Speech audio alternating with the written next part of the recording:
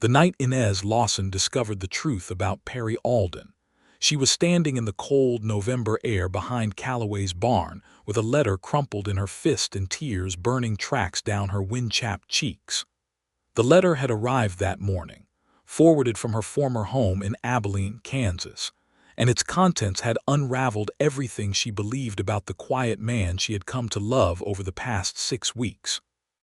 She pressed her back against the rough-hewn wood and tried to breathe, tried to make sense of the words she had read and reread until they blurred. Perry Alden was not who he said he was. Or rather, he was everything he had said he was, and then he was something else entirely, something darker and more complicated, something that made her chest ache with the kind of betrayal she had only ever read about in the dime novels her mother used to hide under the parlor cushions. She heard his boots on the frozen ground before she saw him, that measured, unhurried step she had come to recognize even in a crowd. He came around the corner of the barn holding a lantern, and when its amber glow caught his face, she saw it immediately. He already knew she knew. His jaw was tight in that particular way, and his gray eyes, which were usually so calm they looked like still water on a winter morning, were churning with something she had never seen in them before, something that looked very much like fear. "Inez," he said, just her name. Just that one word, soft and low, the way he always said it as if it were something he had to be careful with. She held up the letter. "Is it true?" He set the lantern down on the frozen earth between them, and in the silence that followed she could hear the distant music from inside Calloway's barn, a fiddle and a harmonica still going strong, the last embers of the harvest social. She thought about how this night had begun. She thought about how 6 weeks ago at the last social she had sat down beside the quietest man in the room and asked him one question. She thought about how he had talked until the lamps went low, and she thought about how she had never in her life felt less alone. "It is true," Perry said quietly, "but it is not what you are thinking."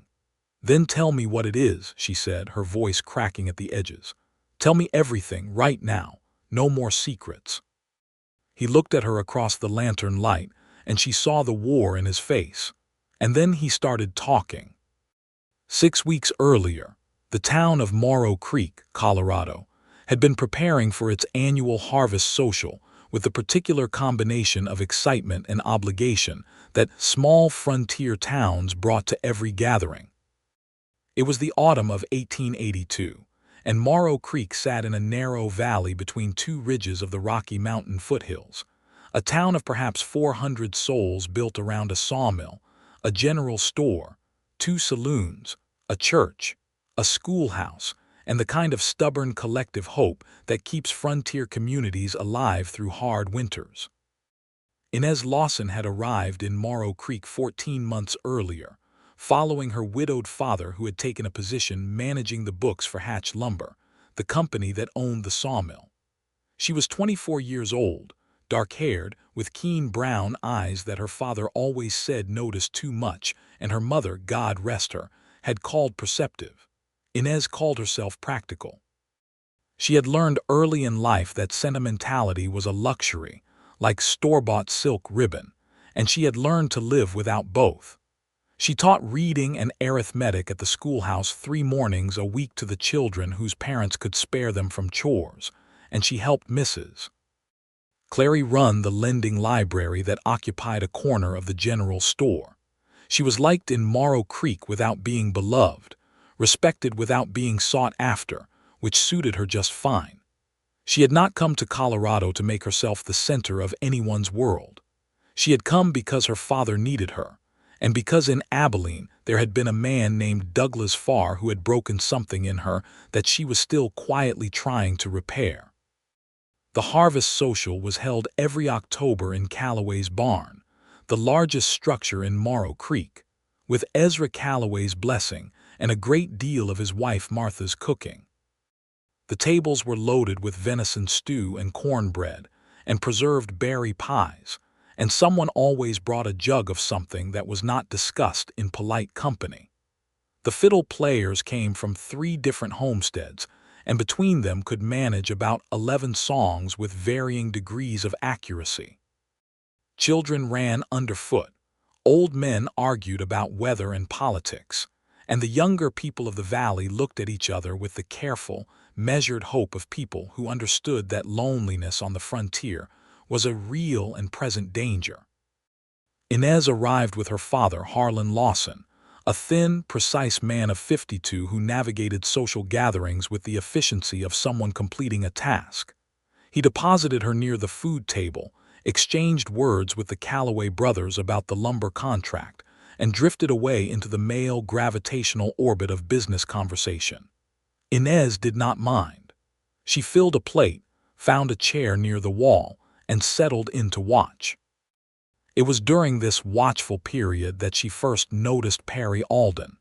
He was not difficult to notice, which was strange, because he was clearly trying very hard to be unnoticed. He sat at the far end of the same wall, 2 chairs down from the nearest cluster of conversation. With a plate of food he was eating methodically, and a cup of coffee he held in both hands as if it were something to hold onto. He was tall even sitting down, lean in the way of men who work hard outdoors, with dark hair that had gone uncut long enough to curl slightly at his collar.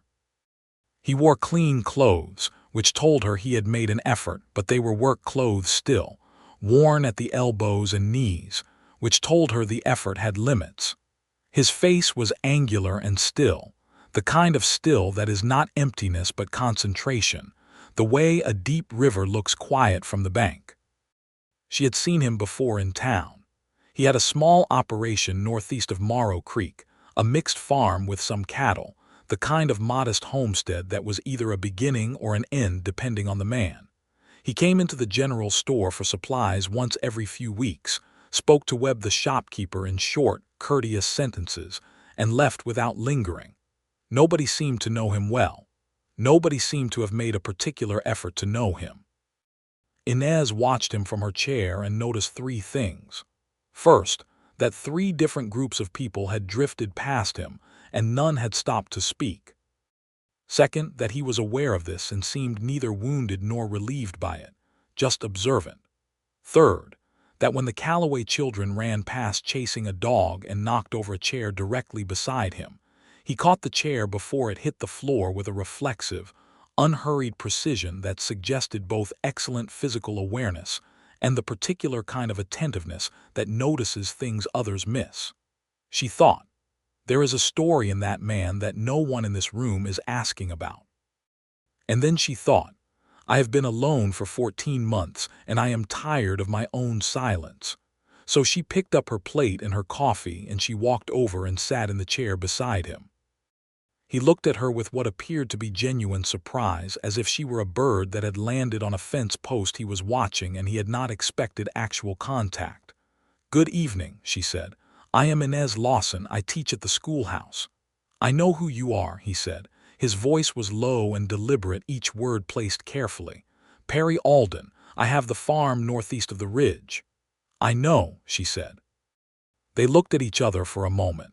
And then Inez did the thing she had been known to do since she was 7 years old and drove her mother to distraction.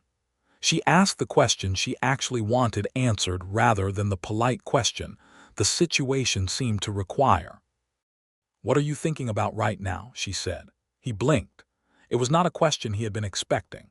She could see him deciding whether to give her the safe answer or the true one, and she held his gaze steadily because she knew from experience that sometimes if you just looked at a person long enough and quietly enough they would choose truth simply because it was less work than the performance of safety. He chose truth. I was thinking about irrigation, he said slowly. The creek that runs through my north pasture has been shifting its bank for the past 3 seasons, and I have been trying to work out whether it is moving because of something I did or something the land did on its own. And I was thinking that the angle of the problem is all wrong, that I have been looking at it from the downstream end when the answer is probably upstream. Inez set down her fork. What do you mean, the angle is wrong? He looked at her again, that careful, assessing look. Then something in his face settled, like a man who has found solid footing on uncertain ground. Let me explain, he said, and he began to talk. He talked about the creek, and about irrigation, and about the way water behaves on sloped terrain. And somehow from water, he moved to the particular color of the valley in October when the aspens turned. And from aspens to a book he had been reading about natural philosophy. And from natural philosophy to a question he had been carrying for 2 years about whether the soil composition in the northeast corner of his property was genuinely different or just depleted. And from soil to what he had noticed about the way the older homesteaders in the valley rotated their fields compared to the newer arrivals. And from that to the history of farming techniques he had read about in agricultural pamphlets sent from Ohio.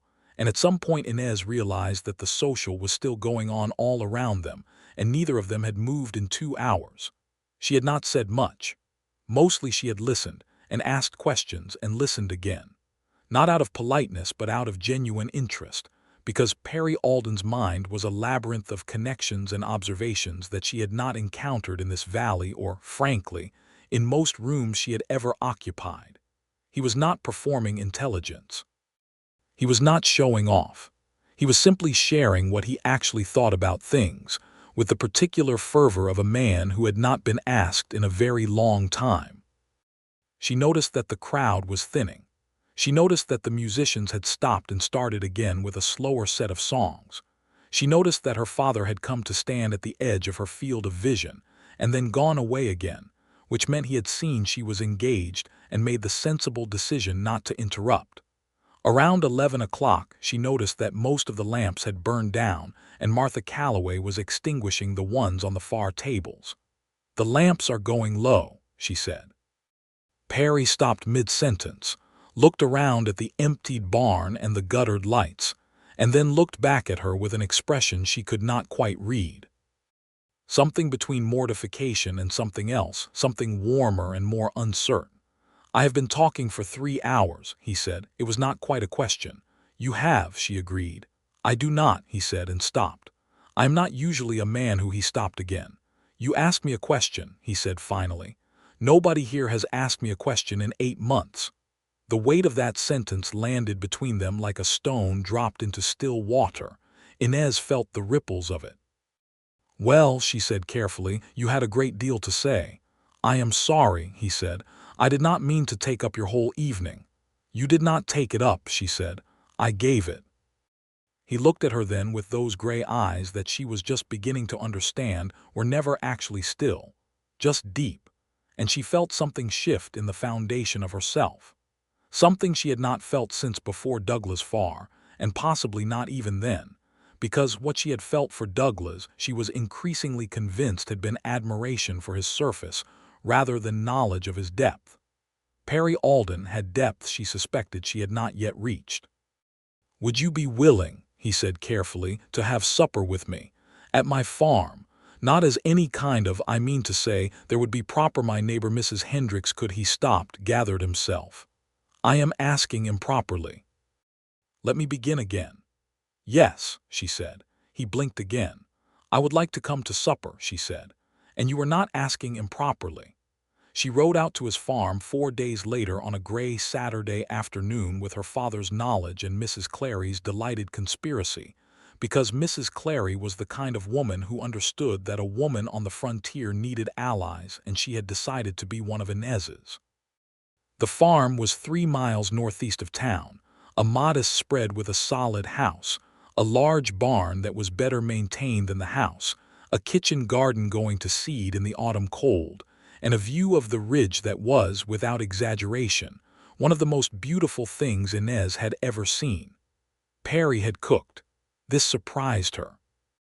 The food was plain, a roasted chicken and boiled potatoes and bread from a bakery in town that she recognized by the stamp on the cloth, which told her he had made a trip to Morrow Creek specifically for the bread.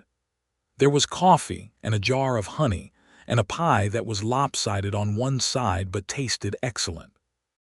His house was sparse inside, not from poverty exactly but from the kind of singularity of purpose that some people wore instead of comfort.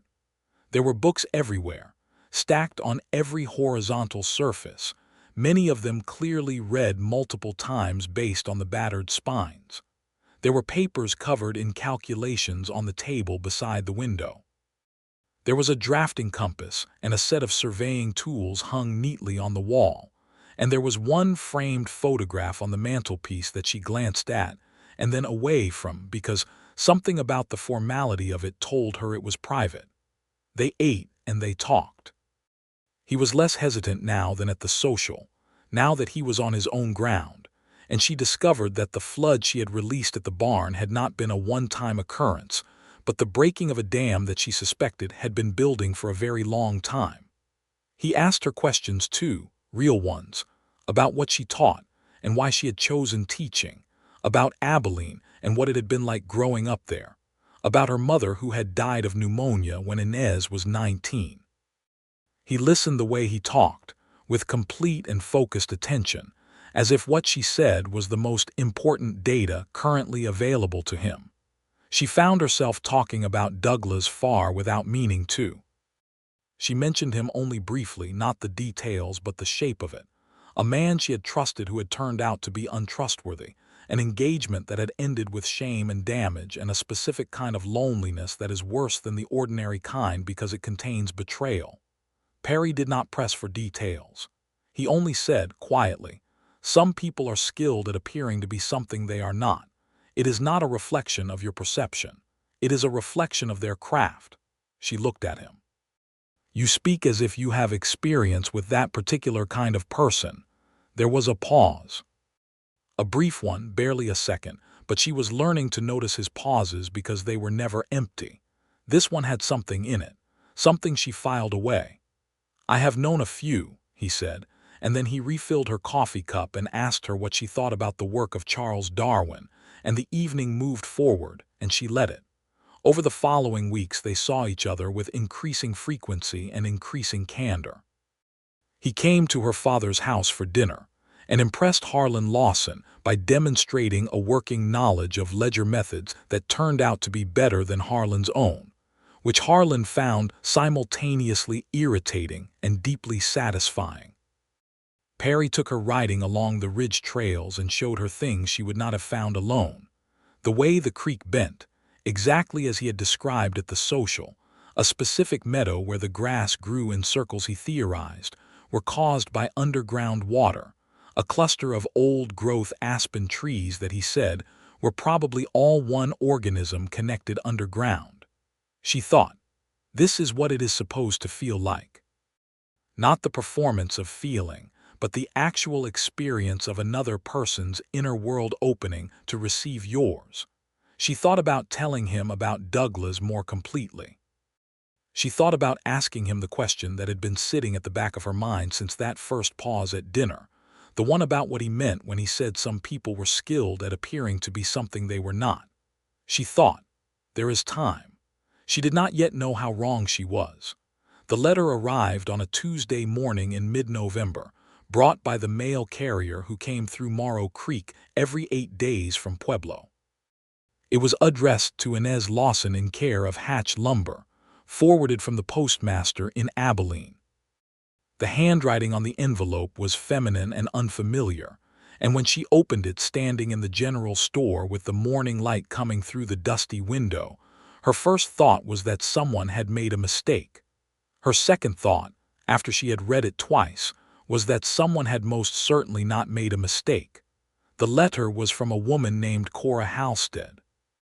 She wrote from a town called Deaver Gulch, Nevada, and she wrote with the particular precision of a woman who has spent a great deal of time composing a thing and wants it to land correctly. She explained that she had tracked down Inez through a combination of a mutual acquaintance in Abilene who knew Harlan Lawson had gone to Colorado, and a great deal of persistent inquiry. She explained that she was writing because she had learned that Inez Lawson was keeping company with a man named Perry Alden in Morrow Creek, Colorado. And then she explained what Perry Alden had been before he came to Morrow Creek. His name before was Perry Alden. That part was true. He had not invented himself entirely, but before the farm, before Colorado, he had been a Pinkerton agent, a detective. He had worked for the Pinkerton National Detective Agency for 6 years. specializing in what the letter called infiltration operations, which was a polished term for a dark practice, becoming someone's trusted companion for the purpose of gathering evidence against them. Cora Halstead wrote that her late husband, James Halstead, had been targeted by Perry Alden in 1879 on behalf of the Central Pacific Railroad in a dispute over land rights and alleged freight theft. She wrote that Perry had embedded himself in her husband's circle for 4 months, earning trust, and then provided testimony that resulted in her husband's conviction and subsequent imprisonment. James Halstead had died in the Nevada State Prison in 1881 of a lung illness. She wrote that she did not know what Perry Alden wanted with Inez Lawson. She wrote that she was not making any accusations. She wrote only that she believed any woman who was being befriended by this man deserved to know who he was because she herself had not known until it was too late. She wrote, "He is very good at asking questions. He makes you feel that he sees you. That is how it works." That is what they are trained to do. Inez stood in the general store for a long time after she finished reading. Mrs. Clary said her name twice before she heard it. She went home. She sat at the table. She read the letter again. She thought about every conversation she and Perry had shared. She thought about how he asked questions, real ones, attentive ones.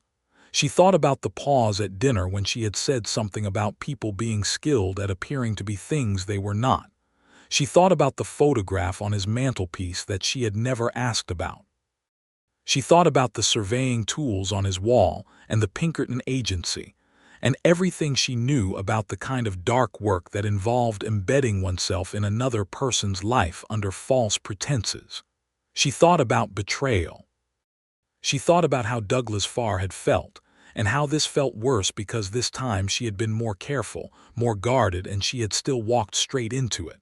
She thought, but why? What does a Pinkerton agent want with a schoolteacher in Morrow Creek, Colorado? She did not know the answer, and not knowing was worse than knowing. She went to the harvest social that evening because the preparations had been underway for weeks, and her father expected her, and she did not want to sit alone in the house with the letter. She thought she would avoid Perry. She thought she would wait until she had thought it through more carefully. And then she saw him come through the door of Calloway's barn, and her chest collapsed in on itself in a way that had nothing to do with reason and everything to do with 6 weeks of trusting someone completely. She found herself outside behind the barn with the letter in her fist and tears on her face and his lantern light finding her in the dark. "It is true," he said, "but it is not what you are thinking. Then tell me what it is."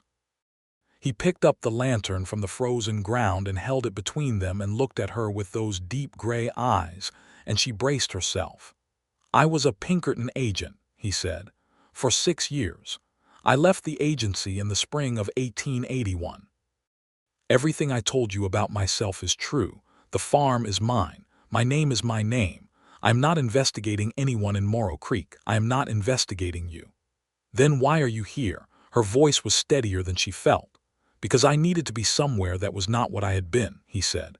"Because after 6 years of living inside other people's lives in secret, I needed a life of my own." He paused. "And because the man I was before, the work I did, I am not proud of all of it, Inez. The case involving James Halstead is one I have carried for 3 years." She went very still. "You know about the letter?" "No," he said. "I did not know about any letter, but I know about James Halstead. I know what my testimony cost him. I know his wife's name is Cora, and I know that there is no version of that case I can tell myself was entirely clean." She searched his face in the lantern light, looking for the performance, looking for the craft that Cora Halstead had warned her about. And she thought, but if I suspect every real thing he has ever said to me, I have already decided. And if I decide without asking him to explain, I am doing to him what Douglas Farr did to me, which is deciding who he is before he has been given the chance to tell me. "Explain it to me," she said. "The Halstead case, everything." He took a slow breath. The cold air made it visible, a small cloud between them, and then it was gone. "In 1879, he said, The Central Pacific Railroad filed a complaint with the Pinkerton agency, alleging that a freight operation run by James Halstead in Nevada was systematically stealing cargo from their lines. I was assigned to embed myself in the freight company and gather evidence. I worked with Halstead for 4 months. He was a hard man, but not a brutal one. He had a wife and 2 sons. He had built his operation from nothing. He stopped. His jaw was tight. Was he guilty? She asked. Some of it, Perry said. He was moving some stolen goods through his freight wagons. Not all the accusations were true. The railroad had been looking for a way to squeeze him out of his contracted route for 2 years, and the Pinkerton case gave them the legal leverage they needed. My testimony was accurate, but it was incomplete, and the railroad's lawyers made sure it looked like more than it was. I did not know that would happen until the trial was already over. Inez held the letter in both hands. And after, I tried to file a corrective report. I tried to tell my supervisor that the scope of my testimony had been stretched by the railroad's attorneys. I was told that the case was closed, that my job was evidence collection and not legal interpretation, and that if I was not comfortable with the work I was free to resign. He met her eyes. So I did. I resigned in March of 1881. I had some money saved. I bought this land. I came here. The silence between them was not empty. It was full of the weight of a man's past pressing up against the present and waiting to see what the present would do with it. You should have told me, Inez said. Yes, he said immediately, without defense. I should have. I have been afraid that if I told you what I was, you would see what I did instead of what I am trying to be. What are you trying to be? He looked at her, and there it was again, that thing that was not performance, the naked and terrifying honesty of a man who had spent 6 years living as other people and was desperately trying to live as himself. Someone worth knowing, he said. Inez pressed the letter flat against her palm and looked down at it and thought about Cora Halstead sitting in Beaver Gulch, Nevada, with 2 sons and a dead husband and a very specific and justified grief. She thought about the truth being a complicated thing that has different shapes depending on which end of it you are standing on. She thought about the man in front of her who had talked until the lamps went low about irrigation and aspens and natural philosophy, and who had listened to her talk about her mother with the concentrated attention of someone who understood that the dead are still present in the living. She thought, I could leave. I could protect myself. I could take this letter and put it between us like a wall and never see him again, and I would be safe. She thought, I have been safe for 14 months and it has felt like a kind of dying. I need time, she said. I cannot give you an answer tonight about what this means, but I am not walking away without having thought about it fully. Something in his face loosened. Not relief, not exactly. More like the particular piece of a man who has told the truth and accepted that the truth has consequences and finds that he can live with both. Of course, he said, take whatever time you need. And Perry, she said, he stopped. If I find out that any part of what you just told me was a lie, any part of it, we are done. I will not navigate another man's hidden motive. I will not do it. There is no hidden motive, he said. There is only a dark past and a man who is trying to build something better in front of it. She nodded. She turned and walked back toward the light and music of the barn, and she did not look back, and her heart was hammering so loudly she was almost certain he could hear it. She spent the next 10 days in a state of suspended uncertainty that she managed by working very hard at everything she could find to work hard at. She taught her morning classes with extra fervor. She reorganized the lending library completely, which required moving approximately 300 books and generated a great deal of dust and commentary from Mrs. Clary. She helped her father audit 6 months of lumber accounts. She wrote 2 letters, one to the postmaster in Beaver Gulch, Nevada, asking if he could forward a letter to a Mrs. Cora Halstead, and one to Cora herself. In the letter to Cora, she wrote carefully and honestly. She thanked her for writing. She acknowledged the grief and loss that had motivated the letter. She said she was sorry for what had happened to James Halstead.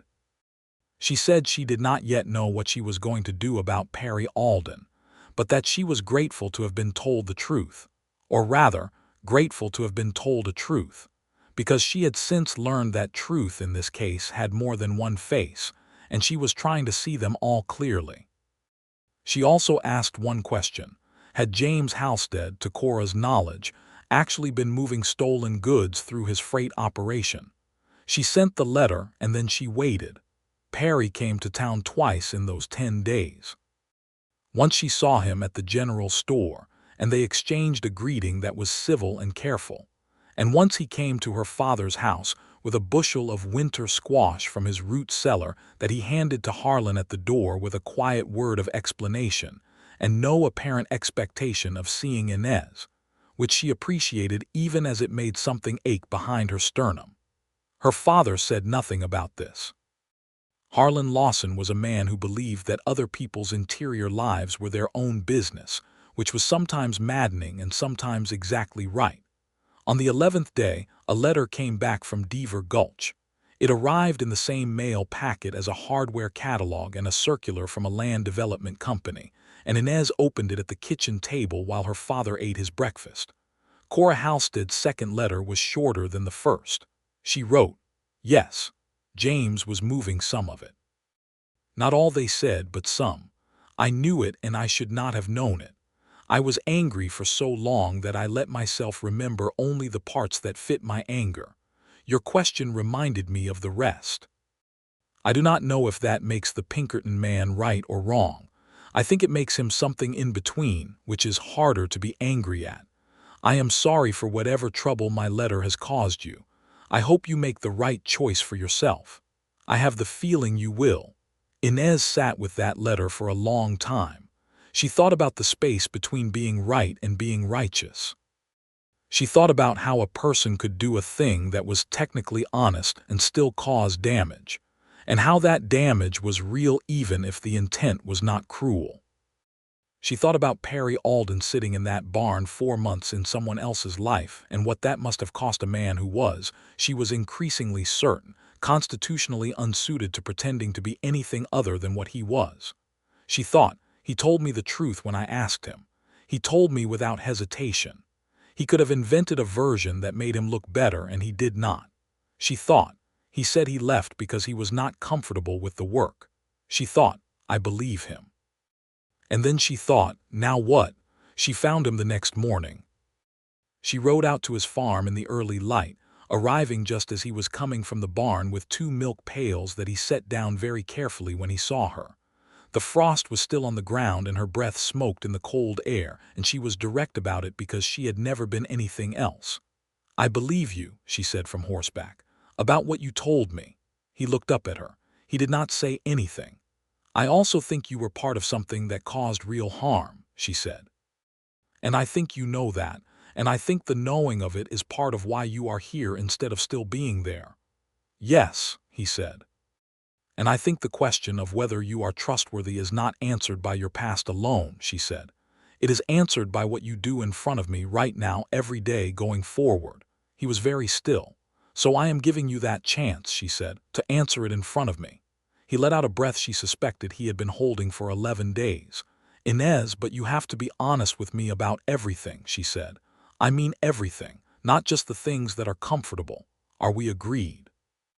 We are agreed, he said, and she believed that too.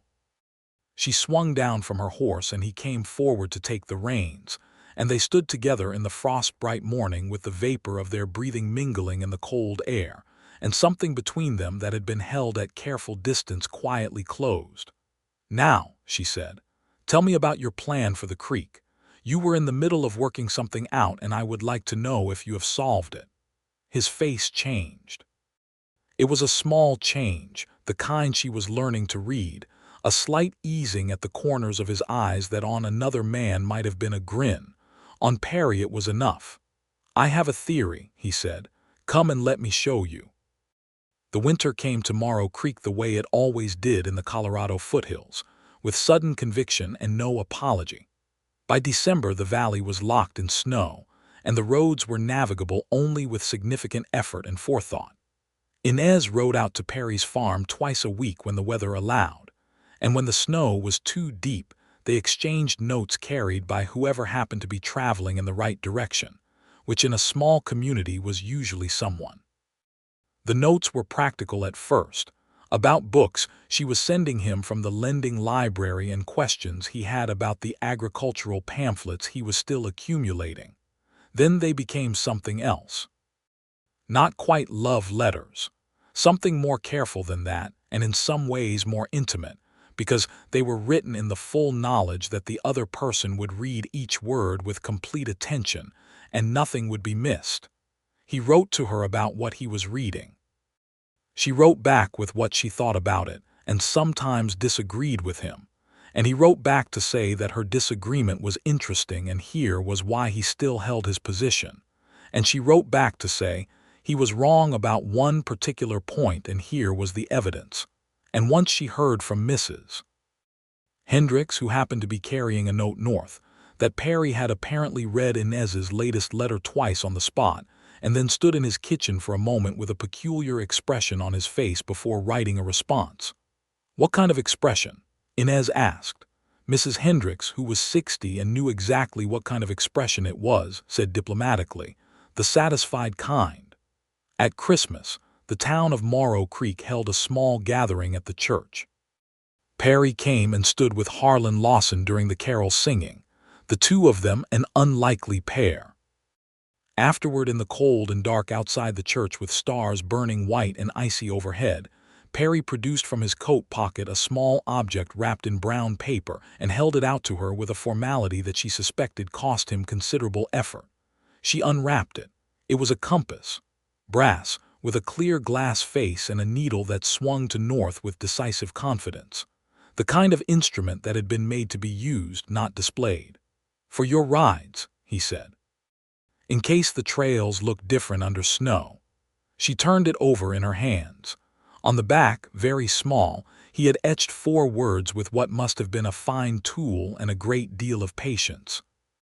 She tilted it toward the moonlight to read it. It said, "Find your own way." She looked up at him. His face was doing the thing it did when he had said something that came from somewhere very deep, when the careful distance he kept around himself had briefly opened. "Perry," she said. "You do not have to say anything," he said quickly. "I was not going to say anything profound," she said.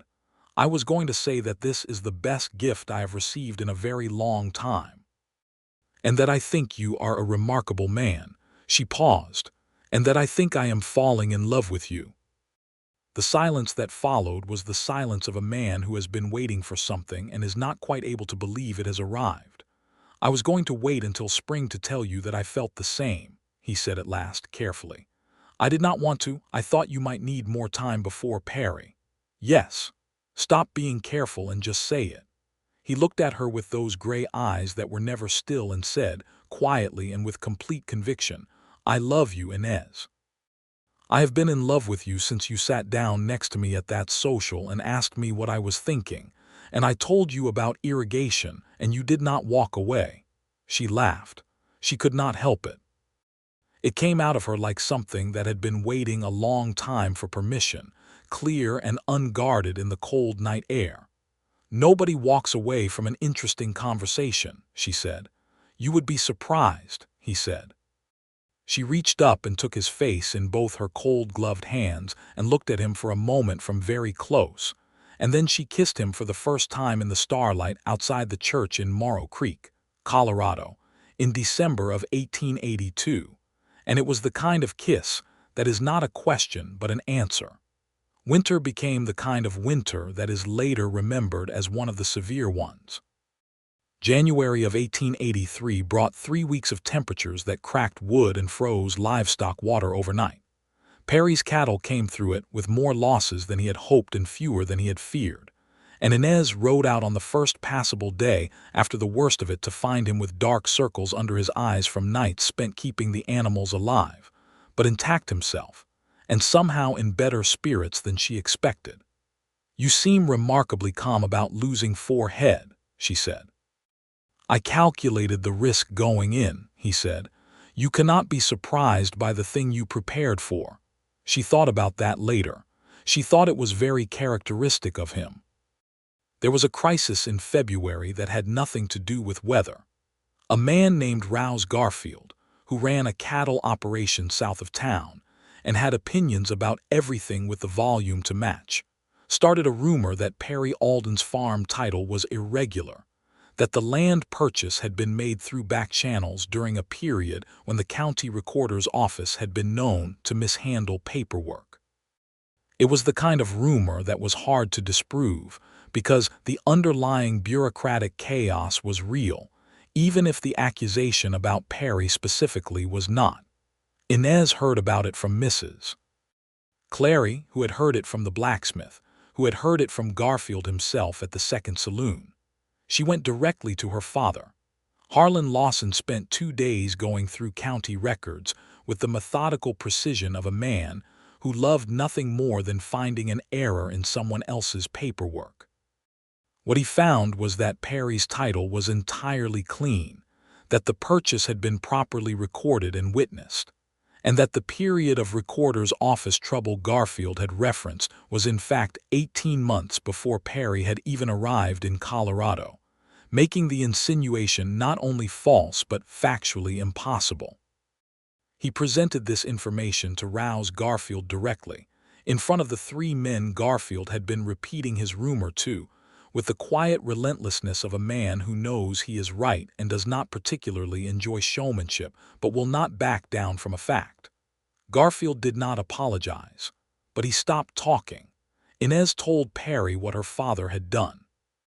Perry went to Harlan's office the next day and spent an hour reviewing Harlan's own ledger system, and pointed out 3 places where a different notation method would save him roughly 4 hours a month of reconciliation work.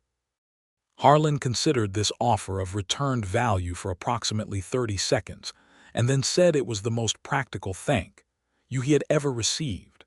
After that, Harlan Lawson's opinion of Perry Alden improved substantially and consistently. Spring came with the suddenness it always did in Colorado, snow retreating up the ridge and the valley floor greening with a speed that seemed improbable after the gray of winter.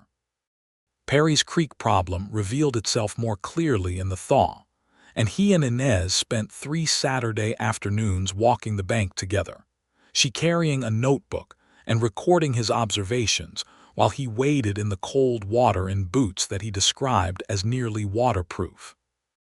By the end of the 3rd afternoon, he had a plan that he was confident would redirect the water's tendency to shift without requiring an engineering project he could not afford.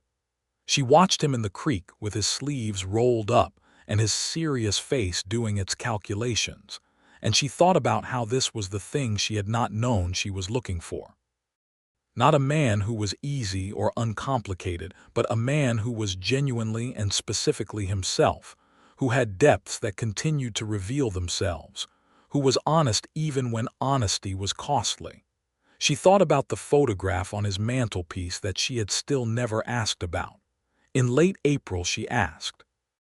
They were sitting in his kitchen after supper, which was becoming the most comfortable version of her evenings, and she set down her coffee cup and looked at the photograph and said, "Will you tell me about that?" He looked at it for a moment. "My family," he said. "My parents and my younger sister. It was taken in 1873. I was 20 years old." "Where are they?" "Ohio," he said. "My father died in 1876. My mother is still there on the family farm. My sister married a man in Cincinnati." He paused. "I have not seen them in 4 years." Inez was very still. "Why not?" "Because the work I was doing was not something I could bring home," he said. "Pinkerton work is not you move constantly. You take on identities. You cannot write letters from a name that is not yours, and you cannot tell your family what your real name is currently doing. After a while, the distance becomes very wide." She thought about a young man from Ohio who had gone into detective work and gradually disappeared from his own life. She thought about what that cost and what it created, the silences and the distances, the particular kind of loneliness of a man who has been other people for so long that his own self has become quiet and unfamiliar. She thought, the quietest man at the harvest social. "Have you written to them since you came here?" she asked. "Yes," he said. "I wrote to my mother last autumn." She wrote back. He looked at the photograph. She was relieved to know where I was, and that I had stopped doing what I had been doing. Does she know about me? A pause. Then, with the faint and careful expression that was his version of a smile, I may have mentioned that there was a school teacher in the valley who was extremely difficult to argue with. That is the most flattering description of me I have ever heard. I meant it as one, he said, and this time it was a real smile, the full one, which was rare enough that it still surprised her every time, and she was not sure that would ever stop. She reached across the table and took his hand. He turned it and held hers, and they sat like that while the evening settled into night around them, and neither of them said anything because there was a kind of completeness to the moment that words would only have diluted. In May, Perry rode to town and spoke to Harlan Lawson in private for approximately 40 minutes. Harlan came home that evening with the expression of a man who has been given information he has been expecting and finds the actual arrival of it both satisfying and slightly overwhelming. He told Inez that Perry had asked his permission to propose to her. Inez put down her fork, thought for a moment, and then said, "What did you tell him?" "I told him that his finances were sound, his character had proven itself, and that my daughter's decision was her own to make, but that if she decided in his favor I would consider myself well pleased." Harlan picked up his own fork. "And then I told him about a better method for calculating his crop rotation profit margins because the conversation needed a practical counterweight." "Of course you did," she said. "He listened very attentively," Harlan said. "He is an excellent listener." "You two are well matched." She sat with that and felt the warmth of it spreading through her. Well matched. Yes, she thought they were. When Perry came the following Sunday with the intention of being formal about it, she did not make him go through the whole of the formal version. She met him at the gate of her father's house, saw the particular set of his jaw that meant he was preparing for something that required courage, and said, "Yes, Perry, I will marry you." He stopped. I had not asked yet."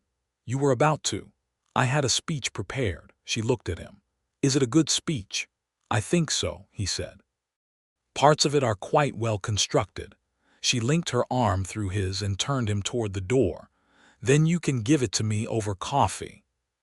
He gave her the speech over coffee, and it was in fact well constructed, and it contained one sentence that she would remember for the rest of her life: that he had spent 6 years trying to become invisible, and that she had sat down beside him in his invisibility and asked him a real question, and that he had spent every day since trying to be worth the asking. She cried at that just briefly, and he produced a handkerchief from his pocket with the same unhurried practicality he brought to everything. And she thought, "I am going to spend the rest of my life being grateful that I sat down beside that man at a harvest social." They were married in June of 1883 in the Morrow Creek church, with Harlan Lawson officiating on behalf of his own sentimentality and Reverend Coles doing the legal portion of it. Mrs. Clary made a wedding cake and cried during the vows, and then denied crying vigorously when asked about it afterward. Mrs. Hendricks came with her husband and 3 of her adult children. A good portion of Morrow Creek turned out, not because Perry was well known but because Inez was, and because in a small community a wedding is an occasion that matters to everyone. Perry stood at the front of the church in the best suit he owned, which he had sent away to Pueblo to have fitted properly. And when Inez came down the aisle in a dress she had made herself with a pattern ordered from a catalog in Denver, the expression on his face was not the theatrical wonder of a man performing emotion, but the quiet, devastated certainty of a man seeing the most important thing of his life and knowing it. She reached him and took his hands and said quietly before Reverend Coles began, "I love you." He said just as quietly, "I know, I love you. I have been looking forward to this for months." She laughed, and the sound of it carried up to the rafters of the little church, and several people smiled even though they had not heard what was said, because the sound of genuine happiness tends to be recognizable across distances. The first year of their marriage was the work of becoming a shared life. She moved to the farm, which she had always expected to be an adjustment, and turned out to be one, though not in the ways she had anticipated. The house was small for two people who both had a great many books and definite opinions about how things should be organized, and they had a series of negotiations about space that were sometimes heated and always resolved, because Perry had the paradoxical quality of being both immovably certain about some things and genuinely open to persuasion about others, and Inez was learning to tell the difference. She kept her teaching position 3 mornings a week, riding to town on Harlan's old horse because Harlan had bought himself a new one. Perry drove into town with her on some of those mornings and did his business while she taught, and they rode home together in the late morning light with the mountains sharp and clear ahead of them, talking the whole way. She wrote to Perry's mother, Eliza Alden, in Ohio.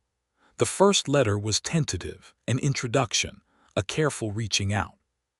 The response came back within 3 weeks and was warm in the particular way of women who have been worried about someone for a long time and are relieved to find evidence that the worry can be set down.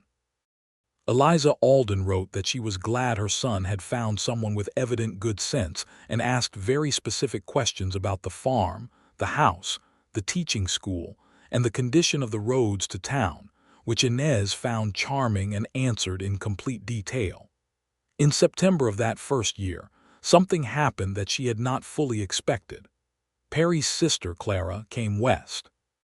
She arrived by train to Pueblo and came north by stage, and Perry drove to meet her with a wagon and a tension in his shoulders that Inez recognized as the particular anxiety of a man about to confront something he has been both wanting and dreading. She had offered to come, and he had said yes without hesitation, which she took as a good sign. Clara Whitmore, born Clara Alden, was 26 years old, dark-haired like her brother, but otherwise his opposite in manner, quick-moving and ready to laugh, with her brother's gray eyes but entirely without their reserve. She stepped down from the stage, took one look at Perry and wrapped both arms around him in the unself-conscious way of someone who has long since given up waiting for him to come to her. Perry held his sister with his eyes closed and his jaw tight, and Inez looked away to give them a moment and found herself blinking against something in her own chest. Clara liked Inez immediately and said so directly. She liked the farm and said so.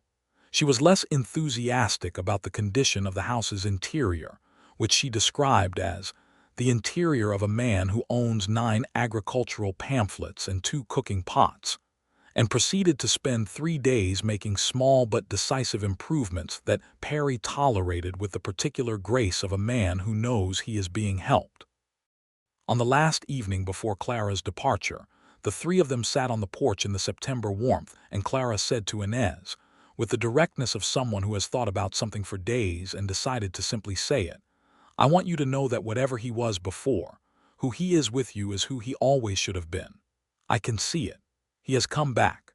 Inez looked at Perry. He was looking at the ridge with an expression she had learned to read as the outward face of deep feeling being held very still. "I know," she said quietly. "Good," Clara said. "Now tell me what you are going to do about the kitchen, because I have opinions." The fall brought news from a direction they had not expected.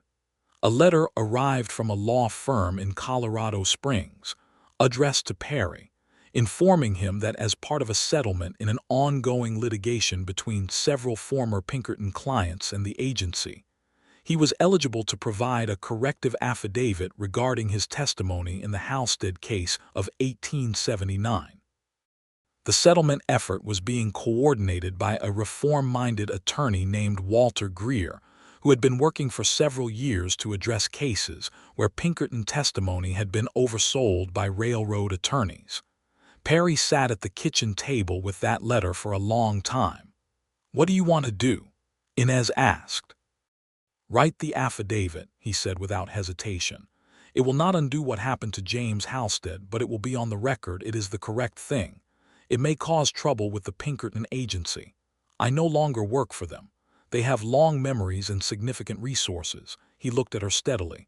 "I know. Are you asking me not to do it?" "No," she said. "I am asking you if you have considered the risk." "I have." "Then write the affidavit," she said. He wrote it. It was thorough and precise and honest about exactly what he had observed and exactly what he had not, and where the gap between those two things had been filled by the railroad's attorneys with implications that exceeded the evidence. He sent it to Walter Greer and waited.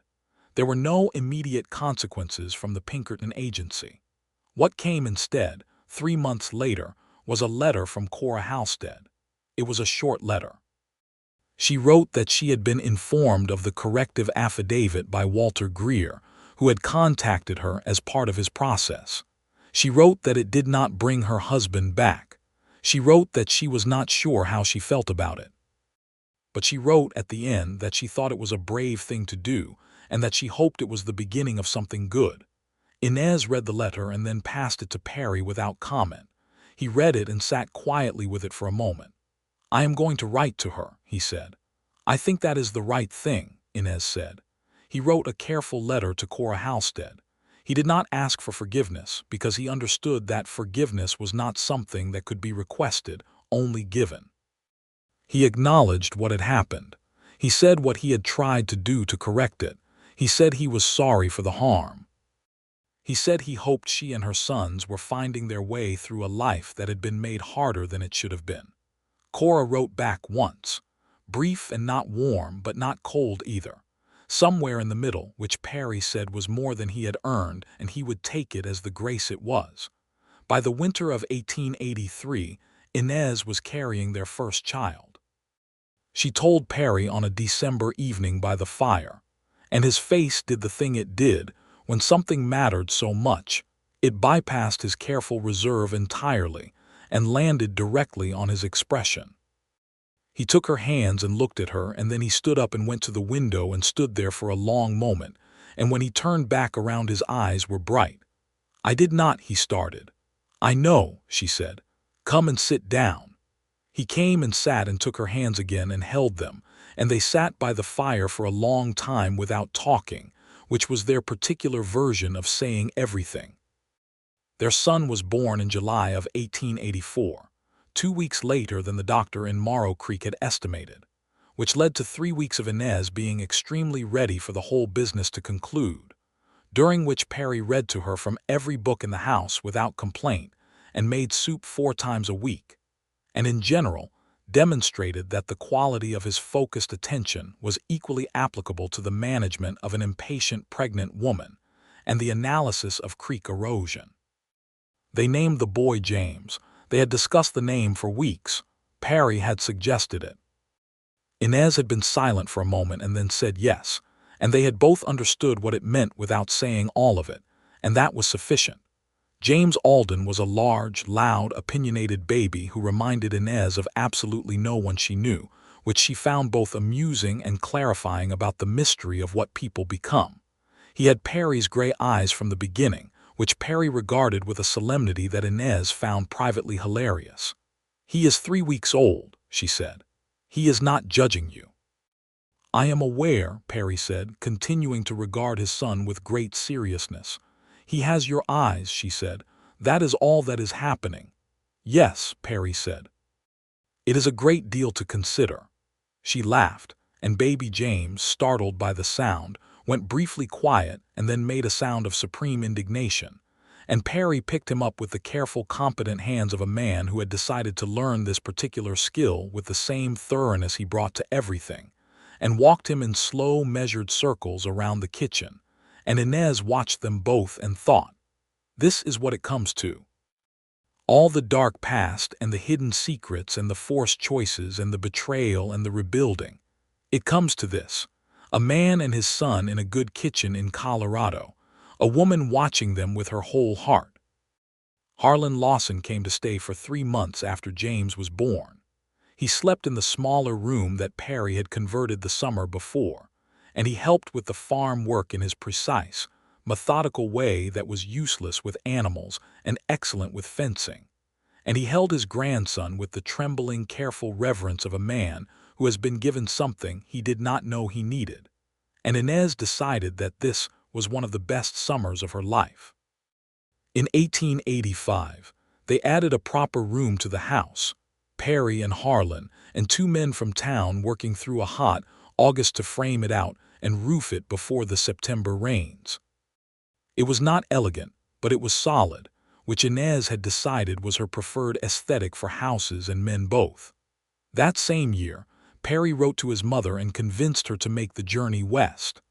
Eliza Alden came in October, white-haired and straight-backed, with a traveling trunk full of things from Ohio that she had been saving, she said, for whenever Perry finally had a proper home to put them in.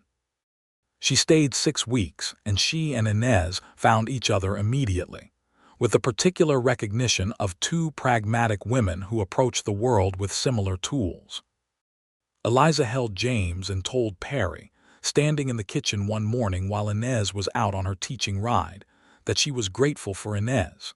Specifically, and without generality, she said that she had prayed for 10 years that her son would find someone who would ask him the right questions, because he had always needed to be asked. That was how he worked.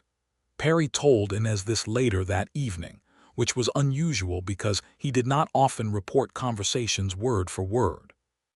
She suspected it was because he wanted her to know that she had been seen, really seen, by the person who had known him longest and loved him best before she did. "Your mother is a very wise woman," Inez said. "She is," he agreed. "You are both very difficult to argue with. It is a quality I apparently find essential." The years of the middle 80s were building years. The farm grew. Not dramatically, not with the explosive ambition of men who overextended and were ruined by a bad season, but steadily, the way Perry did everything. He bought the adjacent parcel in 1885 when the Hendricks family moved south to a lower elevation. He added a dairy operation in 1886. He hired 2 men, brothers named Cord and Nathan Briggs, who were solid workers and easy company, and became a reliable fixture of the farm's life. Inez continued teaching, even after James was old enough to be underfoot, even after she had a second child, a daughter they named Ellen in 1887, with Perry's gray eyes and Inez's tendency to notice everything. She taught because she loved it, and because the schoolhouse needed her, and because she was still the kind of woman who believed that useful work was its own form of happiness. In 1886, Morrow Creek got a proper schoolhouse building to replace the cramped original, and Inez was part of the committee that planned it, and was told by at least 3 people that her committee work was extremely effective and somewhat terrifying, which she accepted as a compliment. Perry in those years became known in the valley. Slowly, the way he did things, but genuinely. His agricultural methods were producing results that other farmers noticed and asked about, and he had the quality of being helpful without being condescending, sharing what worked and being honest about what had not. People trusted him, not with the reflexive warmth they gave to easy men, but with the deeper trust reserved for those whose word has proven reliable over time. He was not, even by 1887, the kind of man who stood up at social gatherings and told stories. He was still, in most rooms, the quiet one, but the quality of the quiet had changed. It was no longer the silence of a man who has been away from himself for too long.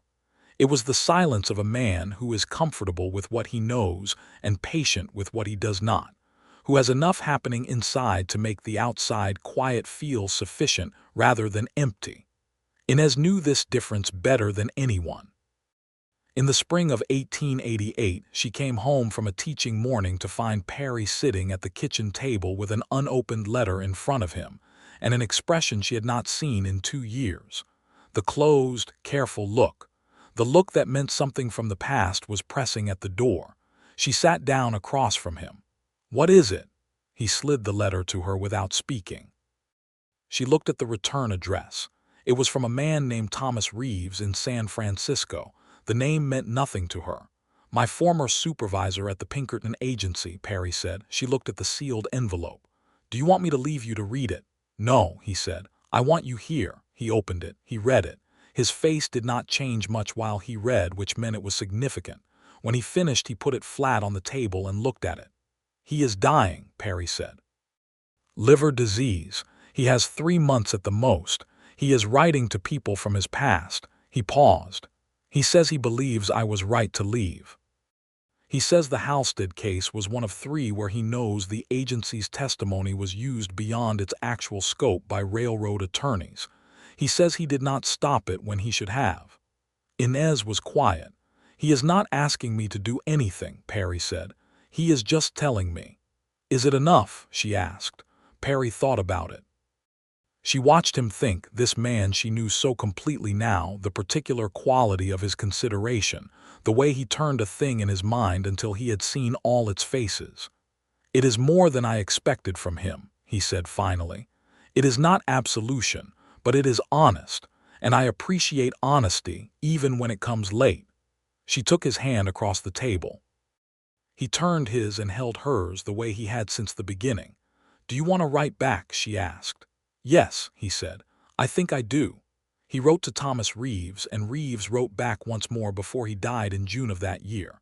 The correspondence was brief and careful and said what needed saying on both sides, and then it was done.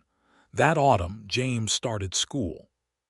He was 4 years old and large for his age and extremely communicative, a combination that Mrs. Weber, the schoolteacher, found endearing and occasionally exhausting.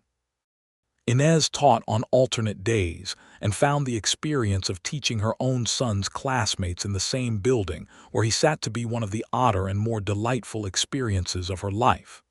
James had very clearly his father's mind, systematic, thorough, interested in the mechanisms of things. He also had very clearly his mother's directness.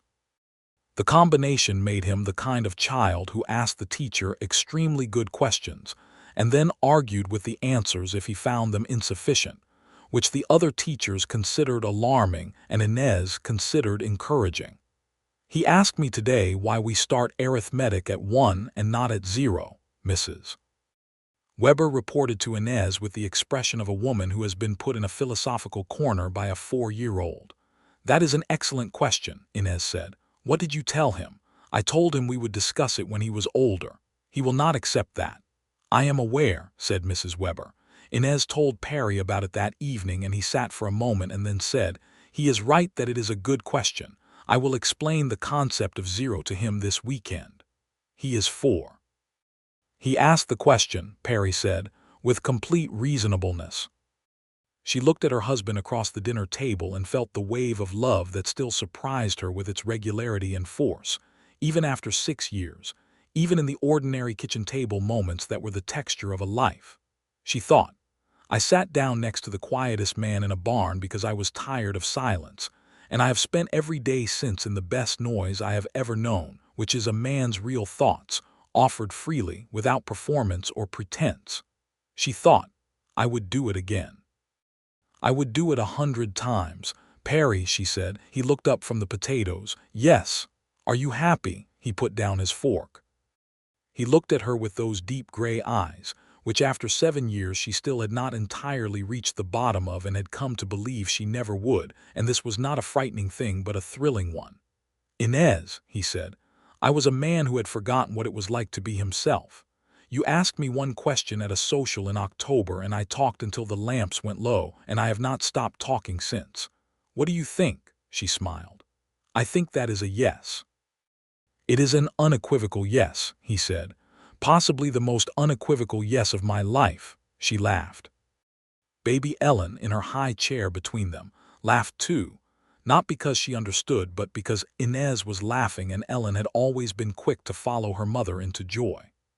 Perry reached across the table and brushed his fingers across Inez's hand, and then he picked up his fork and resumed eating.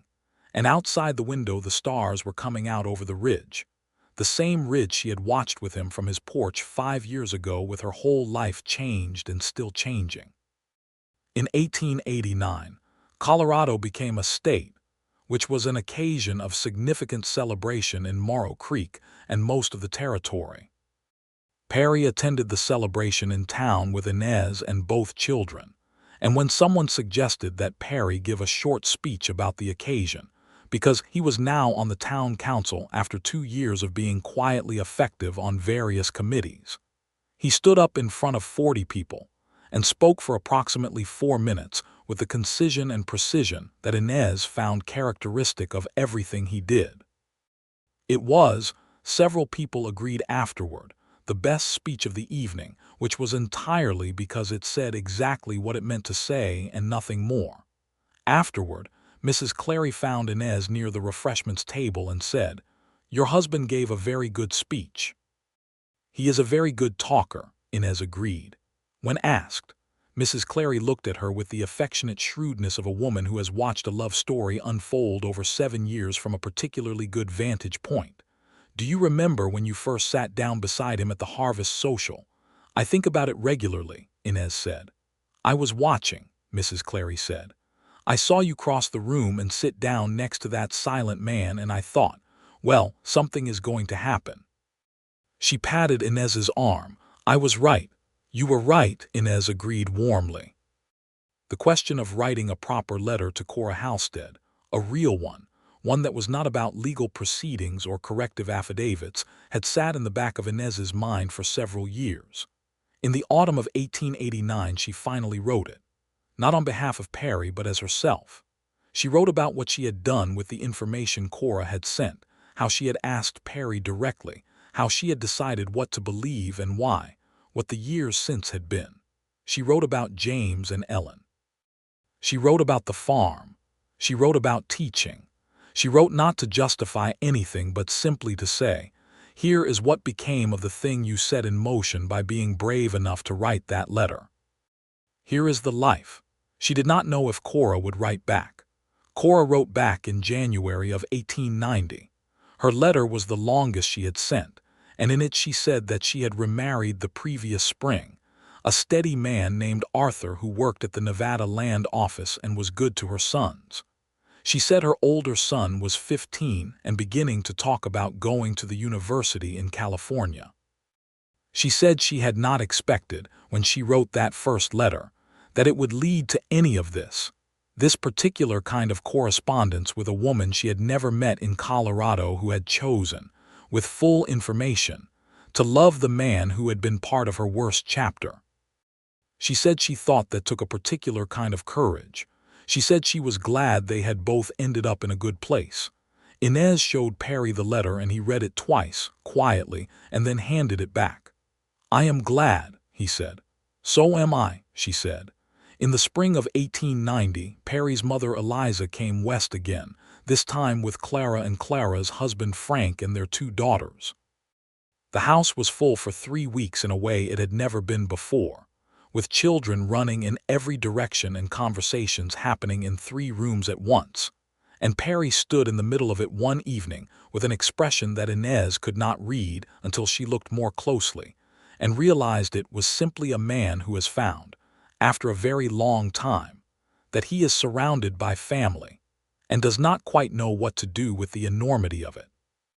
She found him standing on the porch that evening in the cool April air, looking at the ridge.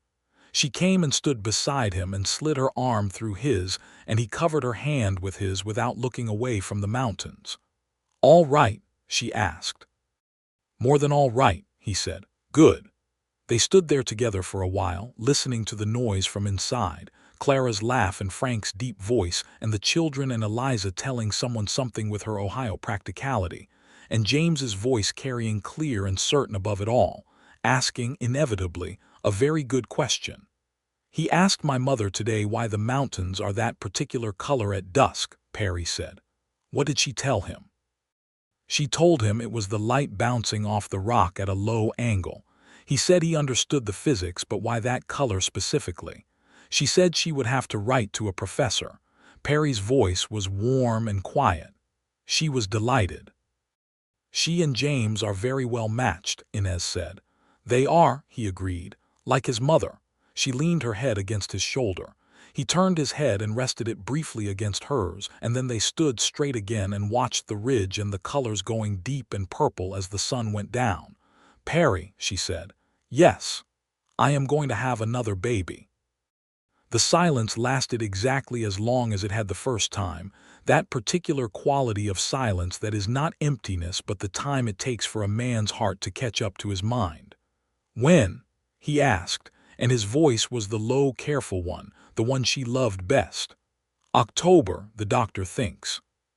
He turned to her then fully, and took her face in both hands with the gentleness he brought to everything that mattered, and looked at her for a long moment. "I have been thinking," he said. "About what?" "About how a man can make it to 37 years old thinking that the story of his life is essentially finished," he said. "That the best of it was spent on wrong things and the rest of it would be quiet and ordinary and sufficient." He brushed his thumb along her cheekbone. "And then a woman sits down beside him with a plate of food and asks him what he is thinking, and the whole calculation changes." She held his gaze. "The whole calculation," she agreed softly. "I am so glad you asked me that question," he said. "I am so glad you answered it." He kissed her then on the porch in the April dark with the mountains behind them and the noise of family inside, and a future coming that neither of them could fully see, which was all right, which was exactly how it was supposed to be, because some things cannot be calculated in advance, and the trick is to build the kind of foundation that will hold whatever comes. Their third child arrived in late October of 1890. Another son, born in a hard 2 hours with the doctor from Morrow Creek and Mrs. Clary both present, and when it was over and the baby was cleaned and wrapped and placed in Perry's arms, Inez said from the pillow, exhausted and relieved and entirely herself, "What shall we call him?" Perry looked down at his son and then looked at her with those gray eyes that had never been still and were, at this moment, particularly full. "I was thinking," he said, "about your father's name." Harlan Lawson had died quietly in his sleep the previous spring, having lived to see James's first school examination and Ellen's first ride on her own horse, and having told Inez in the last month of his life that coming to Colorado had been the best decision he had ever made, and that Perry Alden was a man he was proud to know. He had gone at 71 with the same precise dignity he had brought to everything, and Inez still reached for him sometimes in quiet moments. "Harlan," she said. "Harlan," Perry agreed. She felt the weight of it settle, warm and good, the way names do when they fit. James Perry Alden, who was 6 years old, came into the room very correctly and looked at his new brother with the systematic assessment of a child who takes new information seriously. "He is large," James said. "He is," Perry agreed. "His eyes are gray," James said, "like yours and Ellen's." "Like yours too," Inez said. James considered this. "We are all gray-eyed in this family," he said, as if making a scientific notation. "Except you, Mama, your eyes are brown." "That is correct," she said. "Baby Harlan should have had brown eyes," James said, with the logic of a 6-year-old. "For variety." Perry, holding his youngest son, looked at Inez over James's head with the expression she loved best, the one that was his version of joy, quiet and deep and absolutely certain. "We can't plan for everything," Inez said to her son. "Some things you just receive as they come." James considered this philosophically and appeared to accept it.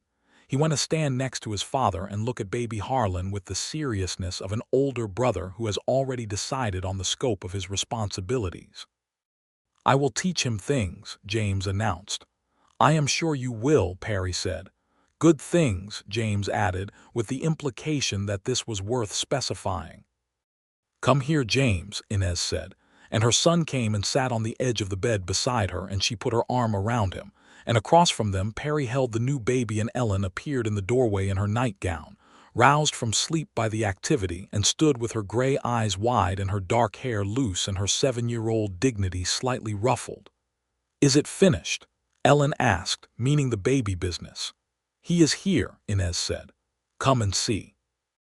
Ellen came and looked at her new brother with the measured thoroughness of a child who has decided she has opinions about most things and intends to form one about this too.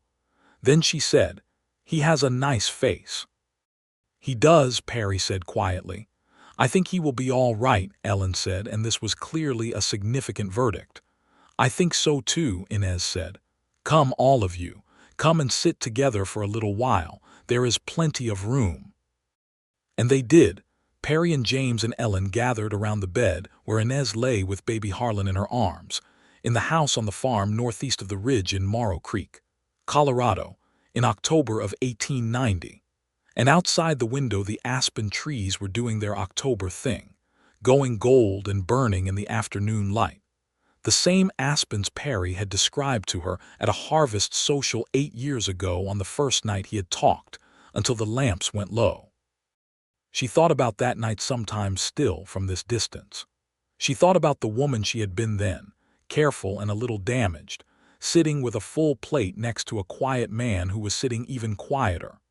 She thought about the deliberate crossing of that room, the choice to sit down, the question she had asked not out of strategy, but out of genuine curiosity and a certain stubbornness about the existence of interesting things in unlikely-looking places. She thought about all the hidden darkness that had come after, the letter from Cora Halstead, the cold night behind the barn, the conversation in lantern light that could have ended everything and instead had opened everything. She thought about how the truth, once known completely, had turned out to be something she could stand on. She thought about the compass in her bureau drawer with its 4 engraved words. She thought about the letter to Ohio, and the letters from Ohio, and Eliza Alden's white hair and Perry's face when he saw his sister come down from the stage. She thought about Cora Halstead in Nevada with her new husband and her son going to university, and Thomas Reeves dying in San Francisco having finally said what he should have said years earlier, and the corrective affidavit on record somewhere in a courthouse in Colorado Springs, not undoing what was done, but insisting that the record be complete. She thought, this is what love actually is. Not the beginning, which is discovery and wonder and the electricity of a new person's whole interior world opening to you, but the continuation, which is choosing the same truth every day, in all its complication, in its dark past and its hidden costs and its ongoing revelation, and finding it sufficient, more than sufficient. Finding it, in fact, the most interesting and most important thing you have ever done. She thought, I asked him what he was thinking about, and he told me the truth, and we have been telling each other the truth ever since, and I would like to do that for the rest of my life, and I believe I will. Baby Harlan made a sound in the way of new babies, seeking and immediate, and Inez looked down at him and then up at Perry, who was watching her with those deep gray eyes, and she held her son closer and said to her husband, You should sleep. In a little while, he said. You have been awake since before dawn. So have you. I have a better excuse. You have an excellent excuse, he agreed, but did not move. James fell asleep against Inez's side within 20 minutes, the swift, sudden sleep of a child who has burned through everything.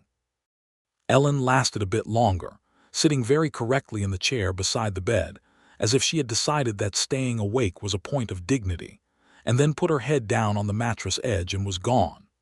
Perry moved both of them carefully to their beds without waking either, and came back and sat in the chair beside Inez, and they were quiet together in the particular quiet of a late autumn evening after the most significant event a day can contain. Tell me something, she said, because she always said it. He thought for a moment. I have been reading about a new theory regarding the formation of the Rocky Mountains, he said. There is a geologist in Denver who argues that the uplift pattern is significantly older than previously estimated, and that the evidence is in the composition of the shale layers in the eastern foothills, which is directly relevant to what I have observed about the rock formations on the north end of our property. She smiled and closed her eyes. Baby Harlan slept against her chest. Keep going, she said. He kept going. His voice was low and steady and certain, carrying the way it always did when he was in the current of something interesting, and Inez drifted in and out of the edge of sleep while he talked, the way she had learned to in 7 years, not missing anything but receiving it differently, the words less important than the voice itself. This man's particular voice that she had listened to for 7 years and intended to listen to for 60 more. She thought in the last moment before sleep took her. I am glad I sat down, she thought. I am so glad I asked. And then she slept, and outside the window the aspen leaves let go in the October dark and fell, and the stars came out over the Colorado ridge. And in the chair beside her Perry Alden talked quietly until the lamp burned low.